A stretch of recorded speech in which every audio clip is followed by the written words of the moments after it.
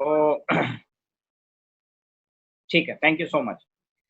चलिए ध्यान से सुनिएगा मेरी बात को। हम अभी बात करेंगे इम्यून सिस्टम पर, और ये इम्यून सिस्टम पर थोड़ा अलग तरीके का बात। I will talk it very differently. ध्यान से सुनिएगा।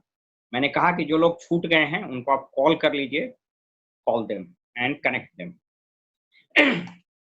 मैं कुछ बात अभी आपको आपके साथ शेयर कर रहा हूँ। एक एक इंस्टीट्यूशन है अमेरिका में, उसका नाम है centre for infectious disease research and policy. Short में इसको बोलते हैं CIDRP, centre for infectious disease research and policy.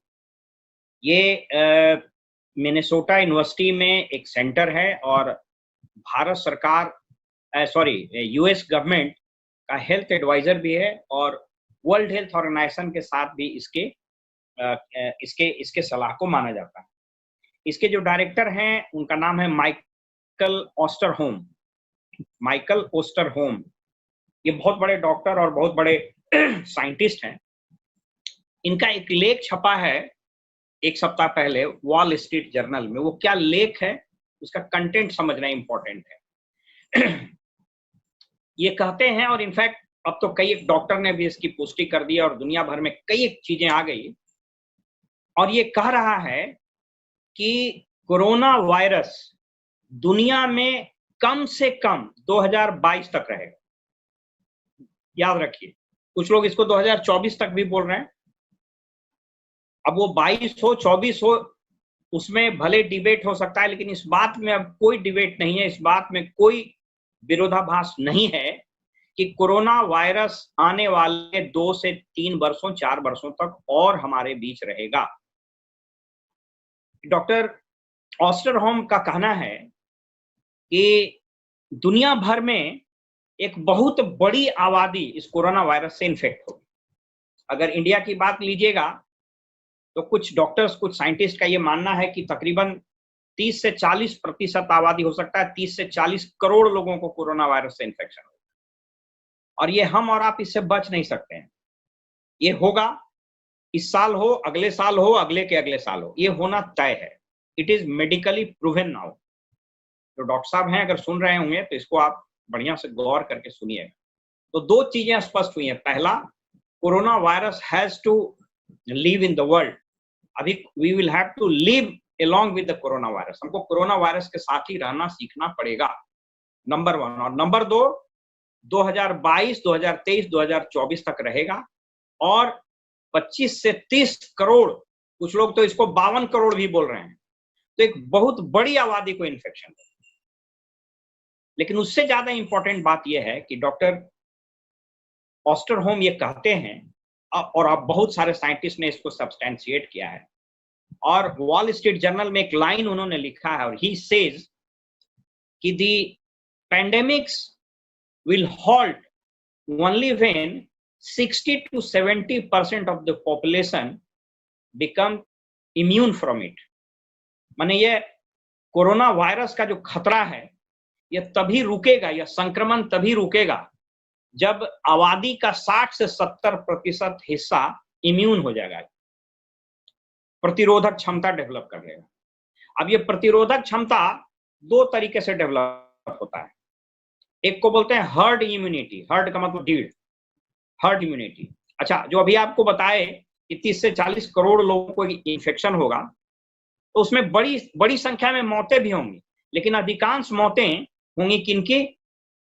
बूढ़े लोगों की, बीमारों की, कमजोर की, वैसे बच्चे जिसका इम्यून सिस्टम कमजोर है, और वैसे वयस्क जिनका इम्यून सिस्टम बहुत कमजोर है, उनकी मौत होगी। इसको हम और आप कोई नहीं रोक सकते। तो मैं बता रहा था कि 60 से 70% लोग जब तक डेवलप नहीं करेंगे इम्यूनिटी, तब तक इससे बचने का कोई उपाय नहीं। अब इससे 60 से 70% इम्यूनिटी कब डेवलप करेगा? तो 2 तरीका, पहला हर्ड इम्यूनिटी, और दूसरा इम्यूनिटी जो हम अपने में पैदा कर सकते हैं। Herd immunity is very dangerous. Herd immunity जब सारे लोग भीड़ में संक्रमित हो जाएंगे, तो संक्रमण के कारण उसमें इम्यूनिटी डेवलप कर जाएगा। उसमें बहुत बड़ा खतरा होता है। दूसरा उपाय क्या है? दूसरा उपाय यही है कि हम और आप अपने शरीर की प्रतिरोधक क्षमता प्रणाली को विकसित करें। दोस्तों, मैं इसी के संबंध में आपसे बात करना चाहता हूं कि ये है क्या? What is this immune system? हम लोग लगातार अखबारों में पढ़ते रहते हैं कि भैया इम्यून सिस्टम मजबूत कीजिए, इम्यून सिस्टम मजबूत कीजिए, इम्यून सिस्टम इससे मजबूत होता है, विटामिन सी लेने से इम्यून सिस्टम मजबूत हो जाता है, विटामिन डी खाने से इम्यून सिस्टम। ये है क्या इम्यून सिस्टम? हम लोग रोज रोज जो बात कर रहे हैं, सोच रहा है क्या इम्यून सिस्टम? इसको पहले समझ लीजिए। यद्यपि ये बहुत ही वैज्ञानिक बात है, बहुत ही वैज्ञानिक भाषा है ये, लेकिन फिर भी इसको मैं अत्यंत सिंपल तरीके से आपके सामने रखने का प्रयास करता हूँ। ये बिल्कुल मेडिकल साइंस है, लेकिन हम इसको एकदम आम आदमी की भाषा में, एकदम देहाती भाषा में आपके सामने रखने का प्रयत्न करें। इसको ऐसे समझिए। इम्यून सिस्टम प्रतिरोधक क्षमता प्रणाली शरीर का वैसा डिफेंस, वैसा रक्षा प्रणाली है जो शरीर में आने वाले बाहरी तत्वों, चाहे वो वायरस हो, चाहे बैक्टीरिया हो, चाहे और कोई चीज हो, से सबसे पहले इनकाउंटर करता है, सबसे पहले लड़ता है। इसको आप ऐसे समझें कि अगर हमारा शरीर भारतवर्ष है, देश है, तो हमारा प्रतिरोधक क्षमता हमारा फौज है जो बॉर्डर पर खड़ा है। तो कोई भी खतरा आएगा तो पहले बॉर्डर पर वो सैनिक लड़ेगा। तो जिस देश का सैनिक मजबूत होता है, उस देश पर आक्रमण नहीं होते हैं, और अगर आक्रमण होते भी हैं तो आक्रमणकारी शरीर के अंदर प्रवेश नहीं करते। तो हमको अपने इस फौज को मजबूत करना है, और वही डिफेंस मैकेनिज्म, वही प्रतिरोधक क्षमता है, वही इम्यून सिस्टम है। अब आइए इसको समझते हैं कि ये काम कैसे करता है। बहुत टेक्निकल है मैंने कहा, लेकिन हमको एक सिंपल तरीके से बताते हैं। इसको चाहिए तो आप लोग नोट भी कर सकते हैं, क्योंकि जब कभी भी आप किसी को प्रोडक्ट देने के लिए जाइएगा, अब बोलिएगा कि इससे इम्यून सिस्टम मजबूत हो जाता है, तो आपको बोलेगा कि इम्यून सिस्टम है क्या, तो उसको आपको बायोलॉजी के किताब लेके बताने से नहीं काम चलेगा। उसको एकदम देहाती भाषा में बताना है, जैसा अभी हम बता रहे हैं। इसको पढ़े लिखे आदमी जरूर समझेंगे, और जो नहीं पढ़े लिखे हैं वो पक्का समझेंगे, इसलिए एकदम टेंशन नहीं लीजिएगा। Each one of you will be able to understand it. देखिए क्या है, हमारे शरीर के सबसे बाहरी घेरे, चाहे वो त्वचा हो, नाक हो, मुंह हो, आंख हो, कहीं जो सबसे बाहरी त्वचा, उसके अंदर जैसे ही कोई चीज प्रवेश करता है, बाहरी चीज, वो बैक्टीरिया हो सकता है, वायरस हो सकता है, पैथोजेंस हो सकता है, कोई पॉइजनस चीज हो सकता है, कोई भी चीज प्रवेश करता है, तो द्वार पर पहले ही जो उसको मिलता है वो एक सेल है, और उस सेल का नाम है माइक्रोफेजेज। उसको फैगोसाइट भी बोलते हैं। वो एक सेल है, आपको मालूम है ना, सेल से शरीर बनता है, तो सब जगह सेल है। आंख में भी सेल है, नाक में भी सेल है, नाक के छेद में भी सेल है, मुंह में भी, कान में भी, चमड़ा में भी, स्किन में भी, सब जगह सेल। तो जैसे ही कोई चीज घुसा तो सबसे पहले कौन उसको मिल जाएगा? पहरेदार गेट पर, गेट का पहला पहरेदार है वो फैगोसाइट सेल्स, वो मिल जाएगा। जैसे आपके मान लीजिए कि सोसाइटी में गेट कीपर है या सिक्योरिटी वाला है, वो खड़ा है, तो जैसे ही मिलेगा वो, तो ये इसको व्हाइट सेल्स भी बोलते हैं, ठीक है। ये क्या करता है कि उसको पहचानने की कोशिश करता है कि जो आ रहा है वो आपका दोस्त है कि दुश्मन। क्योंकि आपके शरीर के अंदर मान लीजिए आप सोसाइटी के बाहर सिक्योरिटी वाला बैठा है, तो आपका दोस्त भी आ सकता है, दुश्मन भी आ सकता है। तो उसको इतनी समझ तो होनी चाहिए कि भाई दोस्त है कि दुश्मन है, नहीं तो जो आएगा सबको मार देगा। तो आप अच्छा चीज भी खाइएगा तो उसको भी मार देगा, आप क्रीम लगाइएगा तो भी उसको भी मार देगा, रिएक्शन हो जाएगा। तो ये जो फैगोसाइट्स है, इसको सेंस होता है, और ये समझने की कोशिश करता है कि कौन दुश्मन है और कौन दोस्त। अगर उसको समझ में आ गया कि ये दुश्मन है, तो वहीं उसको मार देता है, उसको घुसने नहीं देगा। लेकिन इन केस कई बार ऐसा होता है कि उसको समझे में नहीं आता है कि दोस्त है कि दुश्मन, और खास करके वैसा बैक्टीरिया और वायरस जो पहली बार अटैक करता है। जैसे मान लीजिए कि आपके घर पर, घर के बाहर दरबान है, और आपके घर में कोई रोज रोज आ रहा है, तो वो तो समझ जाएगा कि तो दोस्त है इनका, रोज आते हैं, तो उसको अलाउ कर देगा। लेकिन अचानक से कोई नया आदमी आ गया, तो उस कैसे पहचानेगा भाई? घर वाला को बुलाएगा ना कि भाई देखिए ये आपका अपना आदमी है कि नहीं है। अपना आदमी रहेगा तो घुसने देगा, नहीं तो बाहर कर देगा। तो शरीर में भी वो प्रणाली है। ये क्या करता है ये फैगोसाइट्स क्या करता है, एक हेल्पर सेल को बुलाता है, उसको बोलते हैं टी हेल्पर सेल। हेल्प का मतलब मदद करने वाला, T for toy, T for telephone, T helper cell को बुलाता है और उसको बुला के पूछता है कि भाई जो आया है ये दोस्त है कि दुश्मन। अगर बोला दोस्त तब तो घुसने देगा, लेकिन कहेगा अरे बाप ये तो दुश्मन है, और वो पकड़ लेगा, टी हेल्पर सेल पकड़ लेता, उससे बच के नहीं जा सकता। तो ये जैसे ही इसको मालूम हो जाता है कि दुश्मन है, तो टी हेल्पर सेल क्या करता है, एक हार्मोन रिलीज करता है। उस हार्मोन का नाम है काइटोकाइंस, काइटोकाइंस बोलता है उसको, उस हार्मोन का। और जैसे ये रिलीज करता है तो इसके साथ बीटा सेल मिल करके और धड़ाधड़ उस दुश्मन को मारना शुरू कर देता है। तो जो दुश्मन घुस रहा है वो भी तो सेल ही रहता है, वो भी तो एक तरह का सेल ही है, उसको धड़ाधड़ मारना शुरू कर देता है। इसको अंग्रेजी में बोलते हैं इन्फ्लेमेटरी रिएक्शन। आप चाहें तो लिख सकते हैं, ये जो बीटा सेल है ये इन्फ्लेमेटरी रिएक्शन, मतलब एक तरह से गोली छोड़ना शुरू कर दिया। तो ये इन्फ्लेमेटरी रिएक्शन करता है और धड़ाधड़ उसको मार देता है। लेकिन जब ये मारना शुरू करता है तो इतना ही गोली चलाता है, यानी इतना इन्फ्लेमेटरी रिएक्शन होता है कि जल्दी रुकवे नहीं करता। अब इसमें खतरा क्या रहता है कि भाई अब मान लीजिए कि आपके सोसाइटी में चोर घुस गया और पुलिस वाला आया धड़धड़ा के गोली चलाने लगा, तो उसमें तो दोस्तों का मरने का खतरा हो जाएगा भाई। तो ये इतना गोली चलाने लगता है, उसको बोलते हैं कि ऑटो इन्फ्लेमेटरी रिएक्शन ट्रिगर्ड मतलब गोली चलने लगा।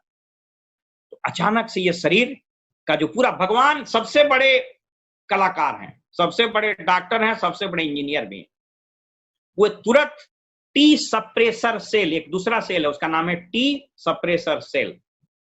ये सेल क्या है, तो ये समझ लीजिए कि आप अगर इसको पुलिस विभाग में नौकरी करते हो तो आप समझ लीजिए कि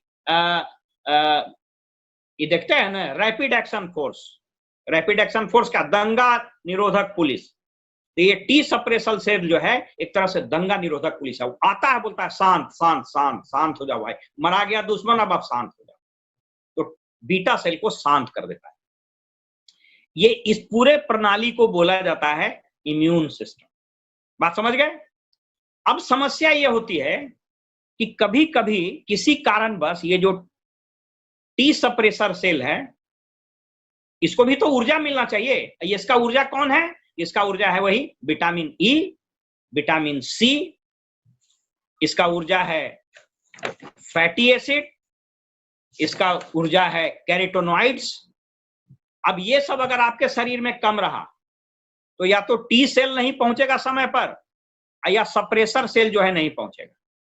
तो किसी कारणवश अगर ये टी सप्रेसर सेल नहीं पहुंचता है तो वो गोली चलते रह जाता है, जिससे शरीर में और नुकसान हो जाता है, और उस स्थिति को बोला जाता है रिमोटाइड अर्थराइटिस। रिमोटाइड अर्थराइटिस जानते हैं क्या बीमारी है? रिमोटाइड अर्थराइटिस वो बीमारी है जिसमें दोस्त सेल जो बनता है ना, उसको भी लोग समझ लेता है कि दुश्मने सेल है, उसको खा जाता है, तो नया हड्डी नहीं बन पाता है। उस बीमारी का नाम है रिमोटाइड अर्थराइटिस। ये लाखों करोड़ों लोगों में एक को होता है। तो वो क्यों होता है? क्योंकि टी सप्रेसर सेल उसमें काम नहीं करता है। मैं बताना क्या चाहता हूं, हमारा प्रोडक्ट क्या काम करेगा। अब ये जो पूरा मैकेनिज्म हुआ, इसमें फैगोसाइट को ऊर्जा चाहिए। मैंने एक बार बताया था कि ये जितना काम हो रहा है उसमें ऑक्सीजन लगा, और ऑक्सीजन लगा जो काम किया तो फ्री रेडिकल छोड़ेगा, यानी राख निकलना शुरू होगा, फ्री रेडिकल बनना शुरू होगा। मैंने एक बार चर्चा भी की थी। तो ये जो राख निकलना शुरू हुआ थी, इसकी सफाई चाहिए ना भाई। इसके सफाई के लिए एंटीऑक्सीडेंट चाहिए, खुराक चाहिए। ये टी सप्रेसर सेल को, हेल्पर सेल को, फैगोसाइट्स को ये चाहिए खाना, इसको चाहिए एंटीऑक्सीडेंट। और अगर ये एंटीऑक्सीडेंट नहीं हुआ तब क्या होगा? दुश्मन से लड़ने की ताकत ये जो फैगोसाइट है उसी को नहीं रहेगी। अब दुश्मन, हमारा फौज अगर बॉर्डर पर कमजोर हो तो पाकिस्तान और चाइना वाला चढ़ जाएगा तो बेचारा ये क्या मारेगा, इसी को मार देगा। तो इन सबों को ऊर्जा चाहिए, इन सभी को ताकत चाहिए, और वही ताकत जो प्रोडक्ट देता है वही हम लोग बोलते हैं कि साहब इम्यून सिस्टम बढ़ाने वाला। मेरी बात समझ गए? प्रणय जी, स्पष्ट हुआ आपको? क्लियर है? Am I clear? Manish ji ये स्पष्ट हुआ? हाथ उठाइए। अमित जी, नीलम जी, आपको स्पष्ट हो गया? जो मैंने एकदम आम भाषा में बताने की कोशिश की, इसमें और बहुत सारा बायोलॉजी का टर्म था, उसको जानबूझ के हमने उसका प्रयोग नहीं किया, लेकिन मोटे तौर पर यही चीज है। सतीश जी, समझ में आया आपको? स्पष्ट हुआ? प्रभुराम जी, क्लियर हुआ आपको? हाथ उठा दीजिएगा, ठीक है? Okay, so this is called, बच्चों जी क्लियर हुआ? एकदम स्पष्ट है? ओके, तो अब देखिए, ये इसमें कौन कौन सा चीज हमारी प्रतिरोधक क्षमता को मजबूत करेगा? पहला, विटामिन ई फॉर इंग्लैंड। हमारे प्रोडक्ट में कहां मिलता है? न्यूट्रालाइट डेली में और सैल्मन ओमेगा। सैल्मन ओमेगा में देखिएगा, पढ़िएगा, उसमें लिखा रहेगा alpha D tocopherol. Alpha D tocopherol most active form of vitamin E है। दूसरा, ये जो विटामिन ई होता है, ये फैट सॉल्युबल होता है। दूसरा, विटामिन सी, जिसकी हम लोग चर्चा कर रहे हैं आज, नेचुरल सी आया भी था। तो विटामिन सी का ये वाटर सॉल्युबल विटामिन होता है, और जब ये फैगोसाइट लड़ करके थक जाता है, ये टी सेल और हेल्पर सेल, ये दोनों ऑक्सीडाइज्ड हो जाता है, यानी ये खुद कमजोर हो जाता है, तो ये विटामिन सी और विटामिन ई मिलकर के उसको खुराक देता है, वो फिर वापस जिंदा होता है। विटामिन सी की एक सबसे बड़ी खासियत यह है, जो कदाचित बहुत कम लोग जानते हैं, किसी कारणवश आपके शरीर में विटामिन ई की मात्रा कम हो गई, तो विटामिन सी एकमात्र ऐसा विटामिन है which can regenerate vitamin E. याद रखिए, एकमात्र विटामिन है इस धरती पर, और वो है विटामिन सी, जो विटामिन ई को फिर से जनरेट कर देता है बॉडी में। इसलिए कदाचित विटामिन ई की कमी भी हो गई हो, तो आपका विटामिन सी भरपूर अगर लीजिएगा, तो आपको विटामिन ई की भी कमी नहीं होने देगा। वो जो विटामिन ई खत्म होता है, जो खर्चा होता है, एक तरह समझिए फिर से उसको चार्ज कर देता है। मोबाइल पर डिस्चार्ज हो गया तो चार्ज कर, तो ये विटामिन सी समझ लीजिए कि विटामिन ई जैसी खर्चा हुआ ना, उसको फिर से चार्ज कर देता है, तो विटामिन ई की मात्रा बनी रहती है। इसलिए vitamin C is very important. बार बार जो लोग बोलते हैं, हमारे एक टैबलेट में 40 mg है, मैं अभी सलाह दूंगा सब लोगों को, एक चीज जान लीजिए भाई, कि प्रोडक्ट का खुद इस्तेमाल नहीं कीजिएगा, दूसरे को भाषण दीजिएगा, कुछ नहीं होगा। मैं सबको सलाह दूंगा कि विटामिन सी कम से कम 4 टैबलेट लीजिए। 160 mg कम से कम आपके शरीर में जाना चाहिए अभी वर्तमान में जो स्थिति बनप रही है। और कौन मदद करता है? कैरोटीनॉइड्स। कैरोटीनॉइड किसमें पाया जाता है? तो न्यूट्रालाइट डेली में। कैरोटीनॉइड तो ऐसा जबरदस्त चीज है ना, कैंसर तक को बचाता। मैंने पिछली बार इसकी चर्चा भी की थी। इसके अलावा मदद करता है जिंक। जिंक कहां पाया जाता है? हमारे कैलमेक डी प्लस में। कैलमेक डी प्लस में जिंक पाया जाता है। तो जिंक जो है वो डिफेंस मैकेनिज्म को मजबूत करता है। और हमारा अश्वगंधा, अभी अश्वगंधा का इतना एक्सपोर्ट बढ़ गया है, अमेरिका में इतना डिमांड इसका आने लगा है कि भारत सरकार उसको पूर्ति नहीं कर पा रहा है। अश्वगंधा जो है हमारे शरीर के इस प्रतिरोधक क्षमता को बहुत बढ़ाता है। इनफैक्ट यह जो है पूरे स्नायु तंत्र को बिल्कुल सक्रिय कर देता है। माने एयरफोर्स, नेवी, फौज, सीआरपीएफ, आईटीबीपी, ये सब को सक्रिय कर देता है। अब आप सोच के देखिए, जिस देश में सारे सैनिक, सारे पुलिस बल अगर एक्टिव रहे, अलर्ट रहे, तो कोई दुश्मन घुसेगा? नहीं घुसेगा। तो अश्वगंधा भी उसमें एक है दोस्तों। मैं यहां पर इस टॉपिक को रैप अप करता हूं। दोस्तों, इस चीज को जान लीजिए कि इम्यून सिस्टम अगर आपने अपना ठीक नहीं रखा, तो 2024 तक हम में से हर एक दूसरा आदमी को संक्रमण होगा। इसको कोई नहीं रोक सकता है। आप कितनों नाक झांपिए, कितनों सैनिटाइजर से मुंह धोइए, कितनों हाथ साबुन से साफ करिए, कितनों गमछा ओढ़िए, आपको ये इन्फेक्शन होना तय है। लेकिन ये इन्फेक्शन 2021 में होगा, 22 में होगा, 23 में होगा। जितना ज्यादा देर तक चले उतना ही बढ़िया है। लेकिन इस बीच सबसे पहला काम, अपने और अपने परिवार को इस इन्फेक्शन से बचाइए। और उसके बचने का जो सबसे कड़ा, सबसे कारगर और सबसे अस्थायी उपाय है, वो है इम्यून सिस्टम को मजबूत करना। और इस इम्यून सिस्टम के लिए मैंने बताया विटामिन सी, विटामिन ई यानी omega, Nutrilite daily, Calmag D plus, ashwagandha सहित ये सारे प्रोडक्ट। अगर इनको हम लेते हैं, हमारे शरीर का पूरा इम्यून सिस्टम बिल्कुल टनाटन रहता है और हम सब इस कोरोना भयंकर बीमारी से न सिर्फ बचेंगे, बल्कि हम लोग दूसरे को भी बचाएंगे और हम इस बिजनेस को भी बहुत आगे करेंगे दोस्तों। अजय जी, मेरी बात स्पष्ट हो रही